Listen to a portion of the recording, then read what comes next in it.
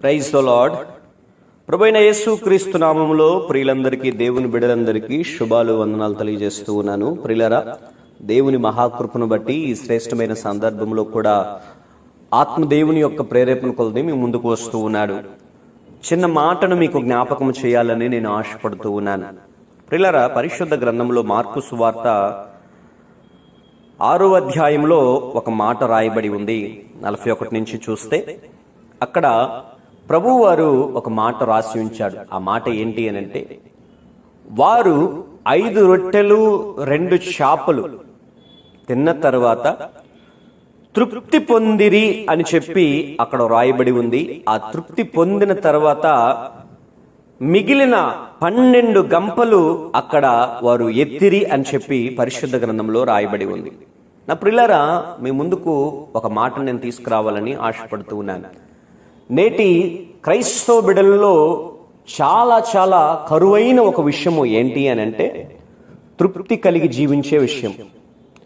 పరిశుద్ధ గ్రంథంలో చాలా తాట తెలివిగా, చాలా హృదయానికి హత్తుకునే విధంగా ఈ మాట పరిశుద్ధాత్మ దేవుడు రాసి ఉంచాడు. ఏంటి అని అంటే, వారు తిని తృప్తి కలిగి. అంటే నా ప్రియులారా, తృప్తి అనేది ఒక మనుషునికి చాలా ప్రాముఖ్యము. ఆమేన్. ఒక కుటుంబంలో సంతోషంగా ఉండాలి అంటే ఉన్న దాంట్లో తృప్తి కలిగి జీవిస్తేనే వారు సంతోషకరంగా జీవించగలుగుతారు. మనలో చాలా మందికి ప్రియులారా ఉన్నటువంటి ఒక బలహీనత ఏంటి అని అంటే, తృప్తి కలిగి జీవించకపోవడమే. అంటే ఫర్ ఎగ్జాంపుల్, మాకు అది లేదు, మాకు ఇది లేదు, మాకు ఏసీ లేదు, మాకు ఫ్యాను లేదు, మాకు సొంత ఇల్లు లేదు, మాకు కారు లేదు, మాకు బైకు లేదు, కనీసం ఒక నల్ల పూసల తాడు కూడా లేదు, నాకు పట్టు వస్త్రము కూడా లేదు అని ఈ విధంగా ఎప్పుడు చూసినా లేదు లేదు లేదు లేదు అని మనము మన జీవితంలో పదే పదే ఈ మాటను పలుకుతూ ఇలాగే మన జీవితాలు ముందుకు కొనసాగింప చేసుకుంటున్నాం. దయచేసి గమనించండి ప్రియులారా, లేదు అనే పదము అంత మంచిది కాదు క్రైస్తవ బిడ్డలకి. Praise the Lord. దేవునికి మహిమ కలుగునగాక. లేదు అనే మాట క్రైస్తవ బిడ్డలకు అది మంచిది కాదు. ఎప్పుడు చూసినా లేదు లేదు అనే జీవితము శాపకరమైన జీవితం అండి, ఒక శపితమైన జీవితం. ఆత్మీయంగా జీవించాలని ఆశపడుతున్న ప్రియ దేవుని బిడ్డలారా, ఒక్క తీర్మానము ఈ దినాన మీరు తీసుకునండి. ఉన్న దాంట్లో సంతృప్తి కలిగి జీవించడానికి మీరు ప్రయత్నం చేయండి. లేదు అన్న మాటను ఇక మీద కొట్టి పడవేయండి. ఆ పదాన్ని ఇక మీద వాడము అని తీర్మానము తీసుకొనండి. Praise the Lord. హల్లెలూయా. నా ప్రియులారా, పరిశుద్ధ గ్రంథములో ఎంత చక్కటి మాట రాశాడండి. వారందరూ తిని తృప్తి పొందిన తర్వాత మిగిలిన ఆ చేపలు, రొట్టె ముక్కలు 12 గంపలు ఎత్తబడ్డాయి. గమనించండి ప్రియులారా, వారందరూ తిని తృప్తి పొందిన తర్వాత 12 గంపలు మిగిలాయి. మనలో చాలా మందికి అసలేం మిగలడం లేదు ఈనాడు. ఎప్పుడు చూసినా అడుగంటిన జీవితాలే. ఎప్పుడు చూసినా ఇంట్లో డబ్బులు లేవు, బియ్యం లేవు, ఆయిల్ లేదు. ఇంకా కొంచెం ముందుకెళ్ళి మనం చూస్తే మన ఇంట్లో సుఖం లేదు, సంతోషం లేదు, ప్రేమ లేదు. ఇవన్నీ కరువైపోయాయి. ఎందుకు ఎందుకు ఎందుకు లేదు లేదు అని అంటే, తృప్తి అనేది ఒక కుటుంబంలో లేకపోవడమే. ఎందుకు లేదంటే, తృప్తి లేదు కాబట్టే తృప్తి లేని కుటుంబాల్లో అసలేమీ మిగలదండి. Praise the Lord. చక్కని మాట రాసి ఉంచాడు పరిశుద్ధ గ్రంథంలో. వారందరూ తిని తృప్తి పొందిన తర్వాత 12 గంపలు మిగిలాయన్న. ప్రియులారా, ఒక జీవితంలో ఎప్పుడు మిగులు అనేది చోటు చేసుకుంటుంది. ఒక కుటుంబంలో ఎప్పుడు మిగులుతుంది అని అంటే, నువ్వు ఒకవేళ ఉద్యోగం 10 సంవత్సరాల నుంచి చేస్తున్నా కానీ నీ చేతిలో ఏమీ మిగలడం లేదు, ఎప్పుడు చూసినా అప్పులే. ఎందుకని నీ జీవితంలో ఏమీ మిగలడం లేదు? కారణం, నీ జీవితంలో తృప్తి లేదు కాబట్టి. ఎప్పుడు చూసినా అసంతృప్తిగా బ్రతుకుతున్నావు కాబట్టే తృప్తి నీ జీవితంలో చోటు చేసుకోలేదు. కాబట్టే నువ్వు ఏది చూస్తే అది కావాలి, ఏది కనిపిస్తే అది కొనాలి, ఎవరికి ఏది ఉంటే అది నాకు కావాలి అనే తత్వం తృప్తి లేని తత్వం కాదంటారా ప్రియులారా? చాలా ఘోరమైన విషం ఇది. మనలో చాలా మందికి దేవుడు వారికి ఏమైతే ఇచ్చాడో అది అనుభవించడం లేదండి. అది అనుభవించడం చేత కాదు. కానీ ఎదుటివాడు ఏమి కలిగి ఉన్నాడో దాన్ని పొందుకోవాలని ఉబలాట పడుతూ ఉంటాడు. ఉబలాట పడుతూ ఉంటది. అది స్త్రీ కావచ్చు, పురుషుడు కావచ్చు. తనకున్నది తాను అనుభవించడం చేత కాదు. తనకున్నది దేవుడు ఇచ్చింది అనుభవించడం చేత కాదు. ఎదుటివానికి ఏమి ఉందో అది అనుభవించాలని ఉబలాట పడుతూ ఉంటాడు. ఇది చాలా ఘోరమైన కార్యం. అసంతృప్తి లేని జీవితం. Praise the lord. శాపకరమైన జీవితం. ప్రియులారా, ఒక మాట చెప్పనివ్వండి. ఆనాడు దేవుడు ఏదెను తోటలో ఆదాముకు హవ్వకు కావలసినవన్నీ ఇచ్చాడు కదా. పండ్లతో కూడిన శ్రేష్టమైన ఆహారం కూడా ఇచ్చాడండి. ఈ తోటలో అన్ని పండ్లు తినండి, కానీ ఒకటి మాత్రం తినకండి అని దేవుడు చెప్పాడు కదండి.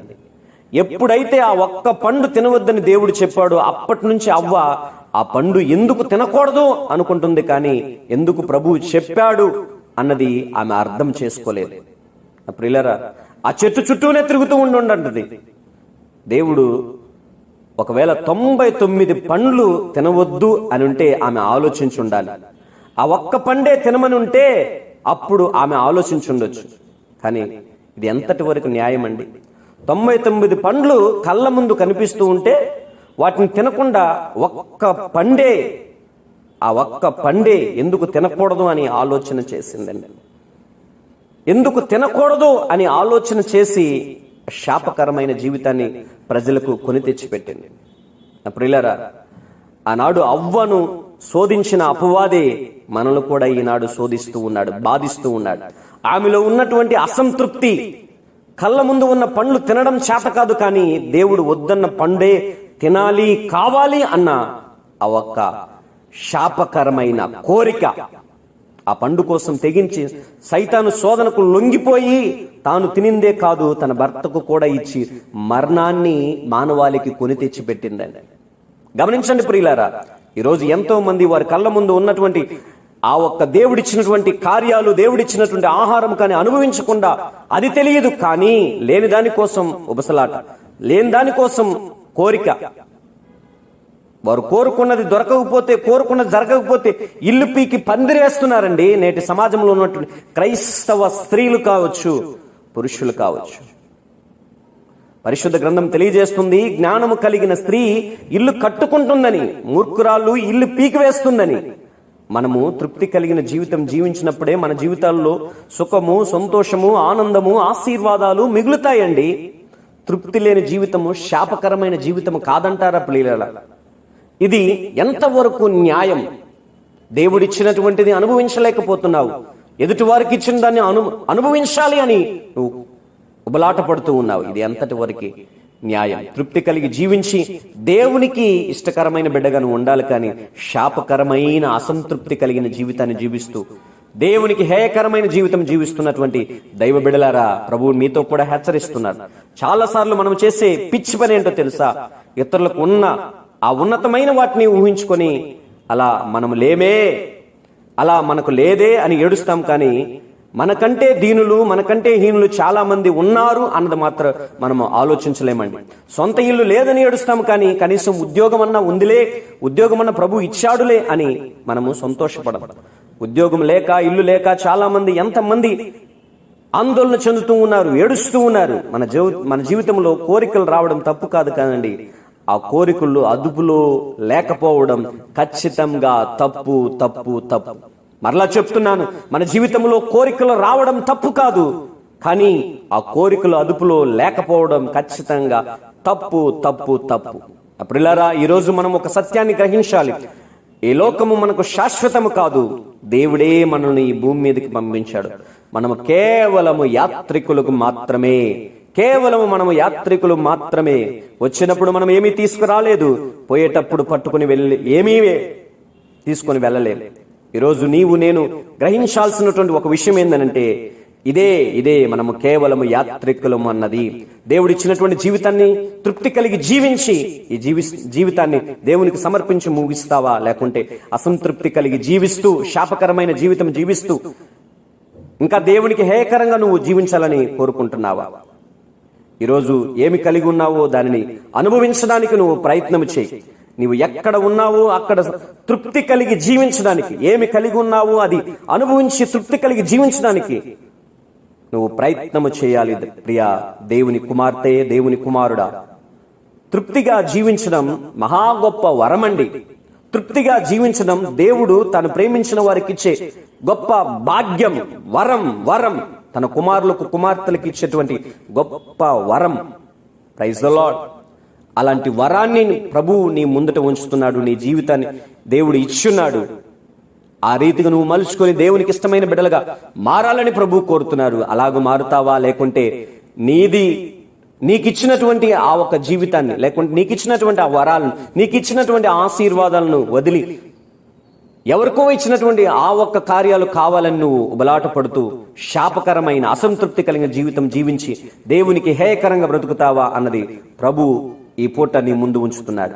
ప్రసంగి గ్రంథంలో రాయబడి ఉంది, మనస్సు అడియాసలు కలిగి తిరుగులాట కంటే కళ్ళ ముందు ఉన్న వాటిని అనుభవించుట మేలు. కళ్ళ ముందు ఉన్న వాటిని అనుభవించుట మేలు.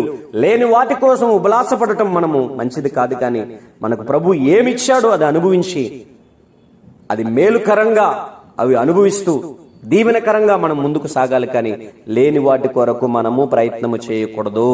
లేని వాటి కొరకు మనము ఉబలాట పడకూడదు అన్నది ప్రభువు వారు ఈ పూట మనతో కూడా మాట్లాడుతున్నారు. ప్రియా దేవుని బిడ్డలారా, ఇన్ని దినాలు లేని వాటి కోసం మీరు ప్రాకులాడుతున్నారేమో, లేని వాటి కోసము మీరు ప్రయత్నాలు చేస్తున్నారు. ప్రభు వారు ఈ పూట కూడా మాట్లాడుతున్నారు.